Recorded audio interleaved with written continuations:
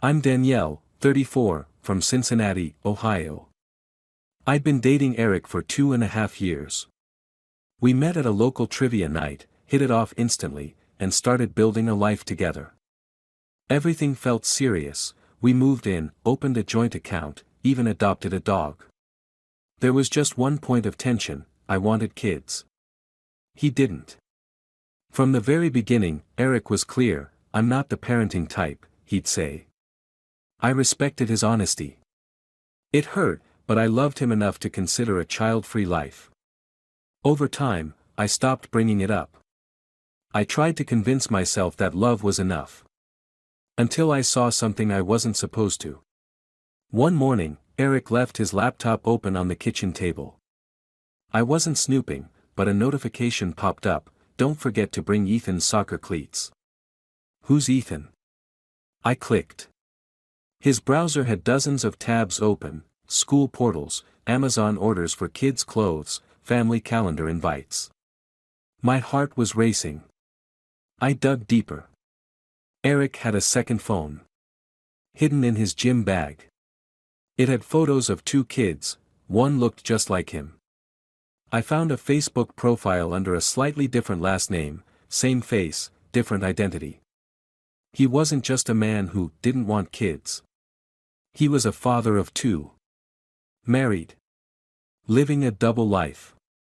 Me in one city, his real family in another. I didn't explode. I didn't even cry. I waited until he left for one of his work trips. Then I printed out photos from both of his lives. Made a timeline. And mailed it, express, to his wife. Along with a letter: you don't know me. But I think you should. I also cleared out our joint account, the half that was mine, and left his things in garbage bags on the porch. Dog stayed with me. He came home to a locked door, frozen accounts, and a silence that said everything. He texted once: you ruined my life. I replied: no. You built 2. I just knocked one down. The first time I met Eric Matthews was at the Rusty Anchor, a dive bar in downtown Cincinnati where I'd been dragging my friends for weekly trivia night. I never expected my life to change that evening. But there he was, tall with warm brown eyes that crinkled when he laughed, asking if the seat next to me was taken. That depends, I said. How much do you know about 90s sitcoms? His smile was disarming. Enough to be dangerous. We won trivia that night. By the time we left the bar, I'd given him my number, and by the end of the week, we'd gone on our first date. Eric was everything I never knew I wanted: successful but humble, running his own consulting business that required frequent travel. He was attentive, thoughtful, and seemed completely enamored with me.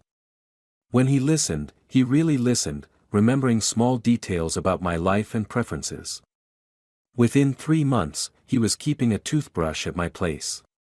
By 6, we were discussing moving in together. I travel so much for work, he'd say, but knowing I'm coming home to you would make it bearable. There was just one conversation that always ended the same way. I don't want kids, Danny, he told me over dinner on our 4th date. I know that's a deal breaker for some people, and I respect that. I've never seen myself as a father. I should have walked away then. But his honesty felt refreshing. How many men would be so upfront about something like that? Besides, at 32, I was still convincing myself I had time to figure things out. I appreciate you telling me, I said. Let's just see where this goes. Where it went was deeper than I expected. By our first anniversary, we'd moved into a charming 2-bedroom house in Pleasant Ridge with a fenced yard. Eric suggested we adopt a dog, a golden retriever mix we named Baxter, who would greet me every day with boundless enthusiasm. See? This is enough responsibility for me, Eric joked as Baxter chewed through another pair of his expensive shoes. I can barely handle this furry monster. The kids' conversation came up less frequently as time passed. Occasionally, I'd feel a pang watching friends with their children at weekend barbecues or seeing a father swing his giggling daughter at the park. But Eric would squeeze my hand, and I'd remind myself that relationships require compromise. I had a partner who adored me, a sweet home, a good job as a graphic designer, and a dog who thought I hung the moon. What more could I possibly need? Eric's consulting work meant he was gone Monday through Thursday most weeks, sometimes longer if a client needed extra attention. Philadelphia, Chicago, Columbus, Indianapolis, his territory seemed to constantly expand. The company's growing, he'd explain. It's good money, babe. I'm building security for us. I'd gotten used to our routine, passionate reunions on Thursday nights, lazy weekends together, then the familiar goodbye kiss on Sunday evenings as he packed his carry-on for another week away. We'd text throughout the day and have nightly FaceTime calls where he'd tour me around generic hotel rooms and complain about airport food. It was during those quiet weekdays alone that I'd sometimes let myself wonder about the children we'd never have. I even caught myself browsing adoption websites occasionally, closing the tabs before Eric came home. Looking back, I should have noticed the inconsistencies sooner. How he'd sometimes take calls in the bathroom with the shower running. How certain weekends were inexplicably off-limits for making plans. How he maintained separate email accounts for different clients. How carefully he guarded his phone, always face down, always password protected. But when you love someone, you build explanations to fill the gaps. You convince yourself that doubt means you're the problem. It was a Wednesday morning in March when everything changed. I was working from home, and Eric had left hours earlier for a 5-day trip to Denver. He rarely forgot anything, so methodical in his packing, but that day his laptop sat open on our kitchen table. I wouldn't have thought anything of it if not for the notification that flashed across the screen: "Don't forget to bring Ethan's soccer cleats." I stared at the message, trying to process. Eric didn't have a nephew named Ethan. No friends with kids named Ethan either, as far as I knew. He didn't even like soccer. My finger hovered over the trackpad. This was an invasion of privacy. This was wrong. I clicked. His email inbox opened to reveal dozens of messages: school newsletters for Garfield Elementary, Amazon receipts for children's books, calendar invites for parent-teacher conferences and pediatrician appointments. My hands trembled as I scrolled through message after message addressed to Eric Thompson. Thompson. Not Matthews. I searched the name and found social media profiles, locked down, but with profile pictures visible. There he was. My Eric. With a woman I'd never seen before and 2 children. A boy who looked about 9 with Eric's distinctive smile, and a younger girl, maybe 6, with his eyes. The room seemed to tilt. I couldn't breathe. I clicked through to the woman's profile, Jessica Thompson. Married to Eric Thompson since 2014. Lives in Lexington, Kentucky. Just over an hour and a half drive from Cincinnati. My legs gave out, and I sank to the kitchen floor, Baxter whining and nudging my hand with his nose. I'd been the other woman for 2.5 years. The initial shock gave way to a cold, calculating rage that I didn't recognize in myself. I spent the next several hours piecing together Eric's double life with methodical precision. I searched our home with new eyes, finding a hidden compartment in his suitcase containing a second wallet with different credit cards, a Kentucky driver's license in the name Eric Thompson, and photos of his children, Ethan and Emma. In his gym bag, tucked inside a hidden pocket, was a second phone. The background was a family portrait taken at a beach, all 4 of them laughing, sun-kissed and happy.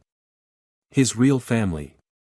I found receipts for gifts I'd never received, birthday card signed Daddy, and a life insurance policy listing Jessica as the beneficiary. There were mortgage documents for a house in Lexington, payments coming from an account I knew nothing about. Everything in our relationship had been carefully orchestrated to maintain his deception.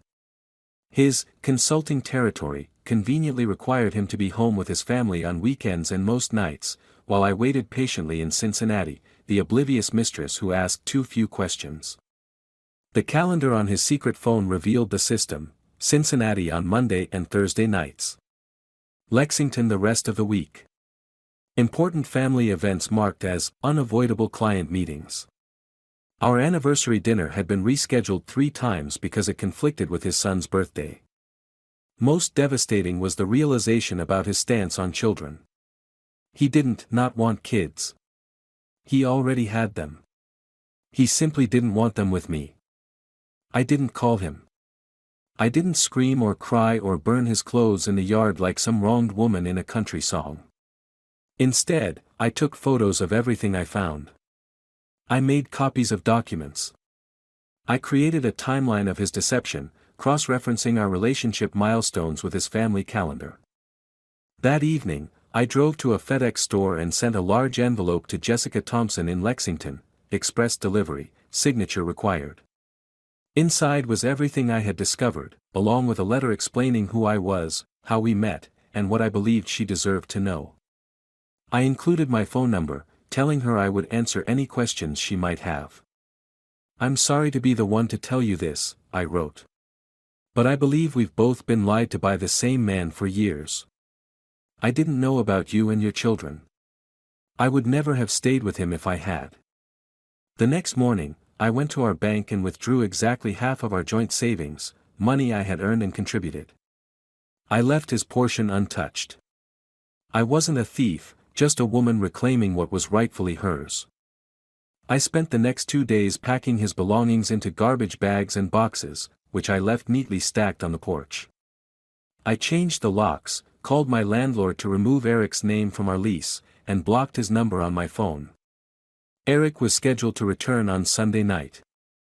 I took Baxter to my sister's house and waited in my car down the street, watching. I needed to see his face when his carefully constructed world collapsed. He arrived at 9:17 p.m., his familiar silver Audi pulling into the driveway. He frowned at the bags on the porch, confusion evident even from a distance. He tried his key in the lock, then knocked, then pounded on the door. After several minutes, he pulled out his phone. My phone remained silent, he was blocked. I watched as he grew increasingly frantic, pacing, running his hands through his hair. His second phone, the one I hadn't known about until days ago, lit up in his hand. From the way his body seemed to crumple, I knew Jessica had made contact. I started my car and drove away, leaving him standing amidst the physical debris of his deception. The next morning, I received a text from an unknown number: "You ruined my life." I saved the number, Eric's third phone, apparently, and replied, "No. You built 2. I just knocked one down." 3 days later, Jessica called me. Her voice was steady but raw. "I needed to talk to the other woman," she said. "I needed to hear your side." We spoke for 2 hours. She had suspected something was wrong for months but had dismissed her intuition as paranoia. Eric had explained his frequent absences as necessary evils of building his business. He'd convinced her that his dedication to providing for their family required sacrifice. "He told me the Cincinnati office was struggling," she said with a bitter laugh. "That he needed to be there several days a week to keep things afloat." "There is no Cincinnati office, is there?" "Just me," I confirmed. "Just our house." Jessica had found bank statements showing the mortgage payments for the house I lived in, the joint account Eric had opened with me, even receipts for jewelry he had given me for my birthday, the same day he had told her he was at a business conference in Chicago. "Did you love him?" she asked, her voice catching. "I thought I did," I answered honestly. "But I didn't know him. Neither of us did." We cried together, 2 strangers united by betrayal, comparing notes on the man who had compartmentalized his affection so effectively that neither of us had seen the fractures in his performance. In the weeks that followed, I learned from mutual friends that Eric had moved out of the Lexington house as well. Jessica had filed for divorce. He had tried to explain, to rationalize, to paint himself as a man torn between 2 worlds, but the calculated nature of his deception made any redemption impossible. I found myself staring at happy couples in coffee shops, wondering if they too harbored devastating secrets. I questioned every memory, every moment that had felt genuine. Had any of it been real? Had he ever truly loved me, or was I simply a convenient escape from the responsibilities of his real life? One evening, 3 months after everything fell apart, I received another text from Eric's number. "I never meant to hurt you. I did love you, Danny. In my way." I stared at the message for a long time, Baxter's head heavy on my lap. There was a time when those words would have cracked my resolve, when the possibility that some fraction of our relationship had been genuine would have seemed like a lifeline. "Goodbye, Eric," I typed, then deleted his number. Sometimes I wonder about Jessica and the children who never knew of my existence. I wonder if Ethan still plays soccer, if Emma still has her father's eyes. I wonder if the weight of Eric's betrayal will shape their understanding of love and trust as they grow. I wonder too about the parallel life I lived, the child-free existence Eric designed for me, so different from the fatherhood he embraced elsewhere. The irony isn't lost on me that I lost the chance at motherhood with a man who was already a father. There are days I regret sending that envelope to Jessica, moments when I question whether truth at all costs was worth the pain it caused. But then I remember the years stolen from both of us, years we could have spent finding honest love instead of living someone else's carefully scripted fiction. I've started dating again, cautiously. I check public records now, drive by mentioned addresses, ask more questions. My friends tell me I've become cynical.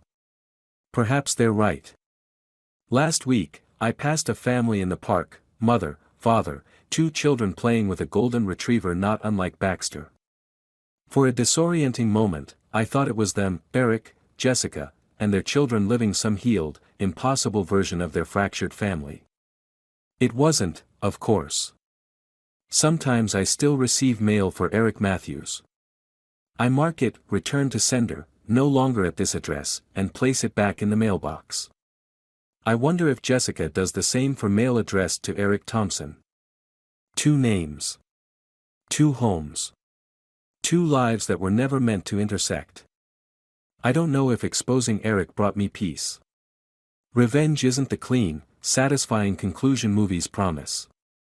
It's messy and complicated, leaving invisible debris that surfaces when you least expect it. But on quiet evenings when Baxter rests his head on my lap and the house is still, I know this truth: I would rather build one honest life than live in someone else's lie.